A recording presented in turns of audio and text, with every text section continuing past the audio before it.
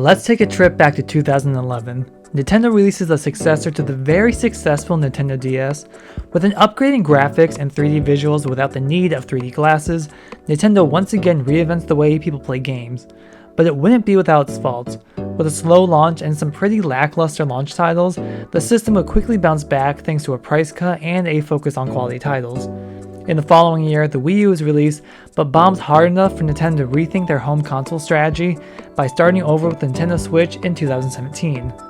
Skip ahead to 2022, and with the continuing success of the Nintendo Switch, the Nintendo 3DS and Wii U's graves have already been dug because the respected online shops will officially shut down in late March 2023, but not before Nintendo makes it even more difficult with users, only being able to use their credit card and debit cards until May 23, 2022, and then they will only be able to use Nintendo eShop gift cards until August 29, 2022.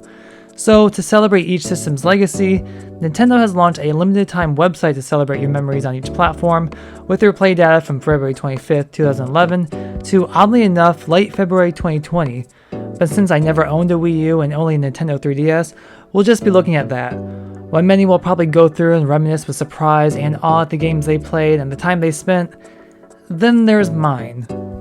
Mamma mia! Yeah, let's just say from 2011 to 2020, I really wasn't so loving to my Nintendo 3DS, and I can explain, honestly. My Nintendo journey began as a young child. My grandfather had purchased the original Game Boy Advance and a copy of Super Mario Advance around its original release date in 2001, and while the Game Boy Advance was technically for the family to play, somehow I ended up taking it over, with it being my first real time playing video games. This later led to me upgrading to a Nintendo DS Lite in 2007 when my mother and I purchased a Target exclusive Red and Black Brain Age 2 bundle. I had a ton of games for both systems, from movie and TV tie-in games like various Shrek and Kim Possible titles, to console exclusives like My Sims. I had a huge growing collection that we would buy over time, especially from used games like GameStop. Though surprisingly, I rarely had any first-party Nintendo games at the time, other than a few older Mario titles that I actually didn't pick out myself. So when the Nintendo 3DS was announced, I really wasn't too thrilled, and at that point my gaming taste was evolving. By the end of summer 2007, I had my first home console, the PlayStation 2, since I was getting heavily into Tomb Raider at that point. And when Sony released the slim revision of the PlayStation 3 in 2009, my world had completely changed. I was opening up to blockbuster hits like Uncharted, Heavy Rain, Little Big Planet, Ratchet & Clank, and so much more that my Nintendo DS was pushed to the side, and then my first PSP arrived in 2009, so I could have that home console experience on the go. So the 3DS really had to sell me on the exclusive games I could expect for the system, and the few games they showed off at E3 really sold me. Resident Evil Revelations, BloodRayne the Shroud, and DJ Hero 3D were the 3 exclusive titles for the handheld that I badly wanted. Over the summer of 2010, I became hooked on the original DJ Hero, and when the sequels released that fall, I was in love.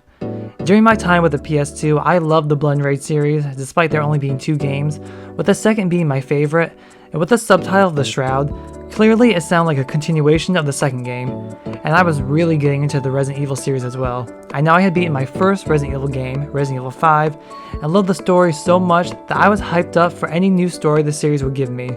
The only problem was that BloodRayne the Shroud and DJ Hero 3D were never released. After lackluster sales for the downloadable only game that was BloodRayne Betrayal, BloodRayne the Shroud was cancelled without any footage ever shown. An oversaturation in the music rhythm genre made Activision axe the Hero series for a long while in February 2011, including DJ Hero. So DJ Hero 3D was sent to die despite not needing any extra peripherals, just the Nintendo 3DS's stylus and touchscreen. So I ended up getting Resident Evil Revelations, but the control scheme on the 3DS made me not play it as much. So when Resident Evil Revelations eventually came out on the PlayStation 3, my money and my focus went there. I also had other games for the 3DS at the time, Resident Evil The Mercenaries 3D, The Sims 3, and The Sims 3 Pets, but I barely played them all. Unlike games on the Nintendo DS, a lot of third-party publishers seemingly moved on from the handheld and weren't coming out with 3DS-only games by AAA publishers that would typically pull me to the system. Just look at the Nintendo DS. Pac-Man had an exclusive new twist to the series such as Pack-and-Roll and Pac-Pix, known franchises that really took advantage of the handheld's unique features. Despite it being more of the launch titles, I was playing my PlayStation Vita a lot more, especially since I was heavily into Uncharted and Little Big Planet. So let's really take a look at my play data.